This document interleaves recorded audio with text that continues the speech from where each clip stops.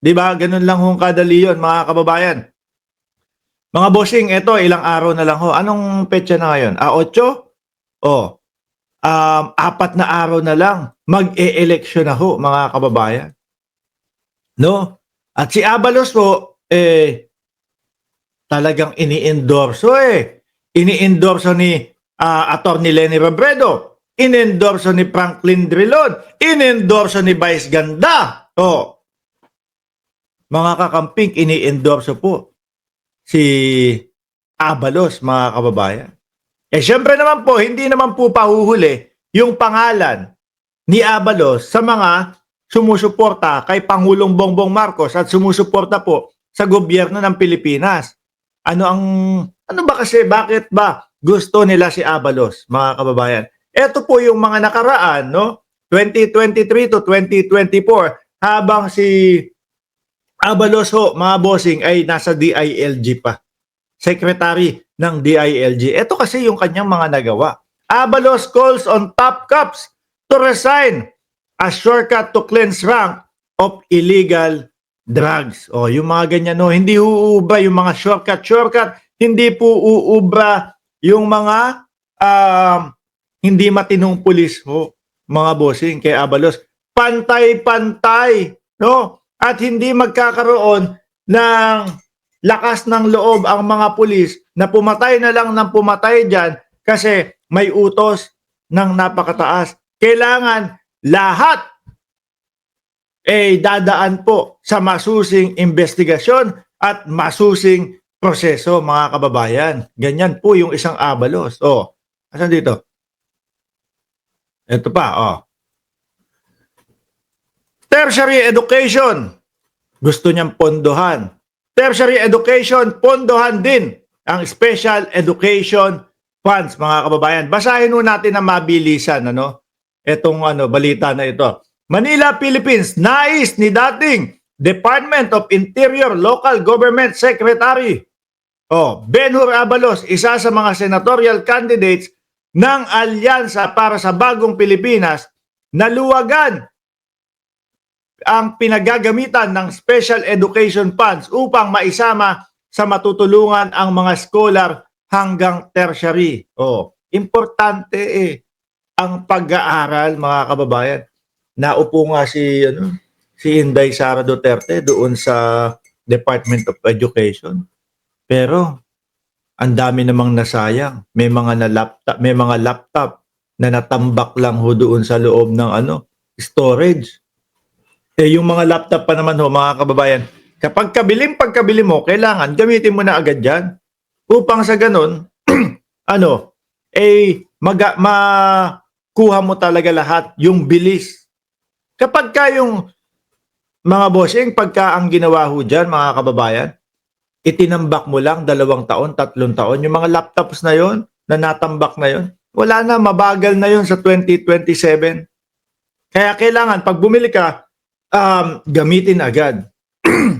Sabi dito, ayon pa kay Abalos, dapat luwagan, ang pinaggagamitan ng SEF na bawal gamitin, na bawal ring gamitin kahit sa pagbili ng uniforms ng mga estudyante. Sinabi ni Abalos, maraming mga local government unit ang mayroon namang pera at kaya nilang tulungan ang mga estudyanteng kapos sa budget para matustusan ang pag-aaral. Importante ang pag-aaral, mga bossing. Lalo na pag gusto nyong mga ibang bansa, pagtapos ka, ay naku, makakakuha agad ng trabaho, mga kababayan. Huwag nating hayaan na lumaki yung ating mga susunod na henerasyon na kagaya po ng mga DDS, mangmang at uto-uto. Diba? Huwag kayong KJ, nagpapansin lang ako, Mark, para mag-shoutout. BBM pa rin kami dito sa Bay, Laguna, sabi ni Ferdinand, Austria. Diba? Ganyan po yung isang Abalos, mga kababayan. Idagdag pa ho natin, talagang ito kapag merong posisyon to, kumikilos ho, mga kababayan. Naalala nyo yung Alice Go? Tumakas na ng Pilipinas yun, di ba? Pero sino po ang tumrabaho, mga kababayan? tinrabaho ng Interpol. Dahil na din po sa pangunguna ni Benhur Abalos, mga kababayan. Kaya ako naniniwala ho ako, yung Benhur Abalos, malabo ho itong malaglag. No? Ako, binoto ko na. Unang-una sa balota ko si Abalos, mga kababayan. Dahil ho kami dito, yung mga nakatira sa labas ng bansang Pilipinas, umpisa na po yung botohan namin. Mga 2 linggo na yata ang nakakaraan simula nung bumoto ako. Pag-aaral, popukusan ni Benhur Abalos, o yung mga tiwaling kapulisan, popukusan ni Benhur Abalos. Hindi na tayo matatakot kagaya ho nung dati, ano? Pag ako napagbintangan nitong pulis na to, patay ako, yari ako. Baka sabihin, nanlaban ako. Pagpapayat-payat ka, nung araw, panahon ni dating Pangulong Duterte, pagpapayat-payat ka, namataan, nakita ka, nung pulis, ano? Adik to pera to ano?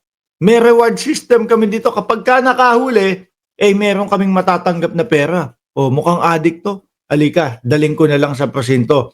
Ang masama pa, sabihin, nanlaban ka. Di ba? Ganoon. Nung panahon, nung dating Pangulong Duterte, ultimo pulis, katatakutan mo na. Lalo na pagpapayat-payat ka. O kung sakali, meron kang sakit na, na talagang kagaya ng tuberculosis. O, may sakit kang ganoon. Tapos papayat-payat ka. Luwa yung mata mo. May kalalagyan ka Ganun nakakatakot ho dati yung mga kapulisan. Hindi ko po nila lahat, mga kababayan. Pero dahil nga din po dyan sa reward system na sinasabi ni Bongo, kaya umaabot po ang ating mga kapulisan.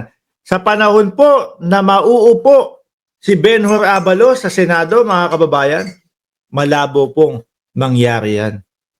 Ano? Malabo pong mangyayari yan. Dahil kailangan ang lahat po ay dadaan sa maayos na proseso, matinong proseso, no? With due process. With maayos na tinagalog in English ko lang, no? Sabi dito ni Pontachibi, tama ba? Magulo at mapapel ang mag-asawang gurang party list na yan. Nakasagutan na din ni Congressman sa Congress. Man po ba si Raul Manuel? Ako rin, bumoto po ako. No? Bumoto na po. Number 1, Ako rin po, bumoto na. 1 po, hindi po binoto, Aimee at Villar. Abalos.